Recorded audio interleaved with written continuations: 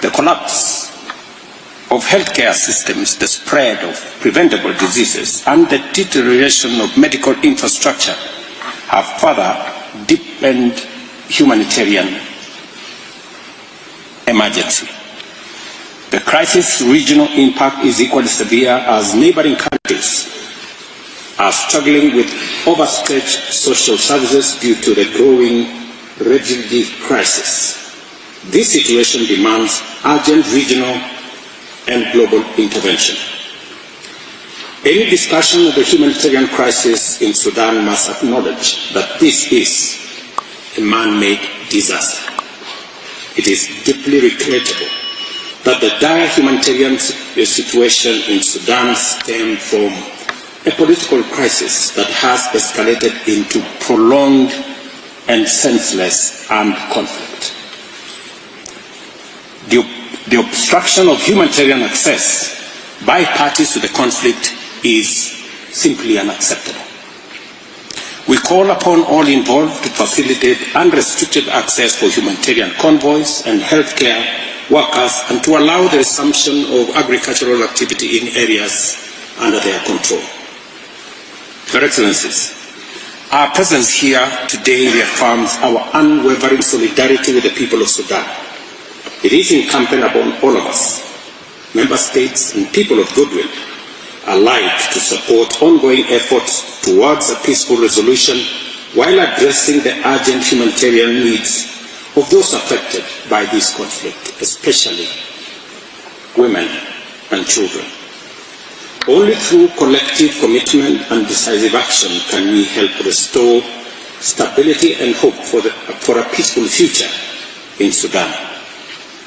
Kenya continues to urge the warring parties to recognize that a military solution, if any, will not and has never brought sustainable peace. We encourage all Sudanese stakeholders to commit to a political resolution through genuine and inclusive dialogue. We continue in Kenya to provide a platform for different actors, political groups, civil society groups, to forge agreement, consensus on the way forward.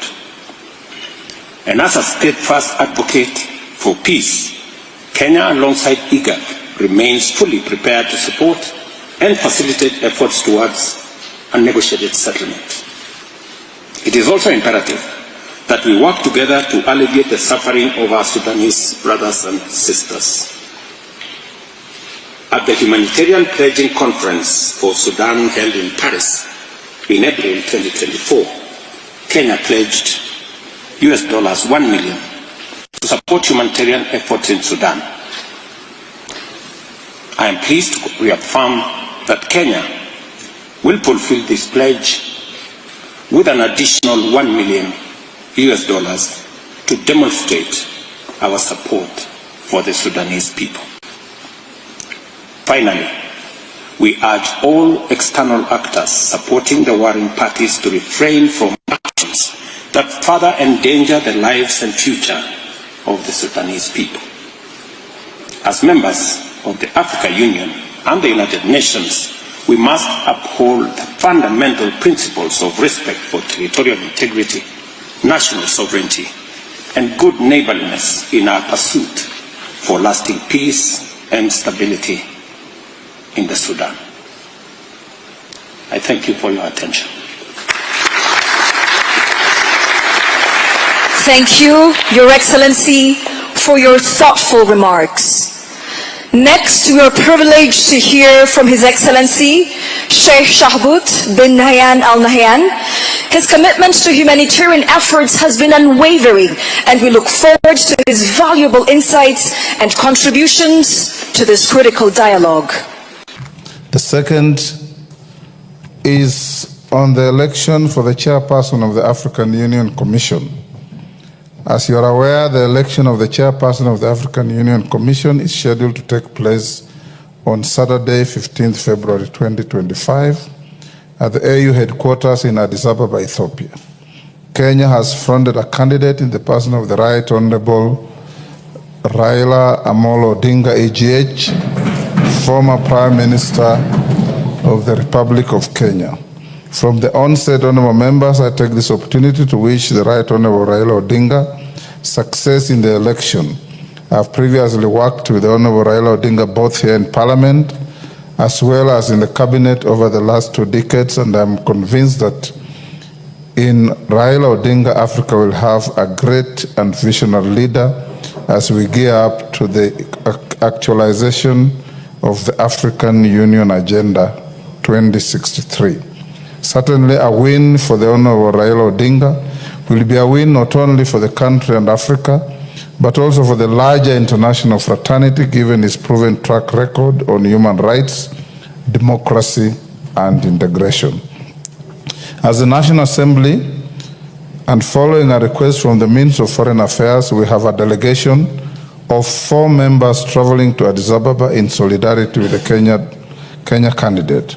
The members are led by the chairperson of the Departmental Committee on Defense, Intelligence and Foreign Relations, the Honorable Nelson Koech, CBS MP, the Honorable Haikam Miziki, CBS MP, the chairperson, Diaspora Affairs and Migrant Workers Committee, the Honorable Major Retired Abdullahi Bashir Sheikh, MP, Vice Chairperson, Departmental Committee on Defense, Intelligence and Foreign Relations, the Honorable Millie Odhiambo, CBS MP, the Minority Party Whip, who joins the team in her capacity as a member of the Departmental Committee on Defense, Intelligence and Foreign Relations. I'm also aware that other members of the National Assembly will be traveling to Addis Ababa as part of the leadership and citizens of the country in solidarity and support of the candidature of the Honorable Raila Odinga. Indeed, in line with the provisions of standing orders, I have received around 40 notifications from members intending to attend the activity. For clarity, these members will be traveling in their private capacities as citizens and leaders, and therefore will be self-sponsored. We allowed them for that patriotic duty. It's important to note that it is not unusual for citizens of a country, including members of parliament, to sponsor themselves to such high-level international fora. Honorable members, I say so because you have seen the usual barrage against Parliament, that Parliament has sent 100 members to Addis Ababa. We can very well even all go if we can be able to sponsor ourselves. But Parliament doesn't have the resources to sponsor 100 members. So let's give some foot thumping to those who have bought their own tickets and gone to Addis Ababa. Addis Ababa is one of the very expensive cities in Africa. An average hotel is $400-500 a night. And those members who have sponsored themselves have done a patriotic duty. We wish our candidates success in the forthcoming elections. And for the record, the Honorable Raila Odinga and I came to this parliament for the first time on the same day.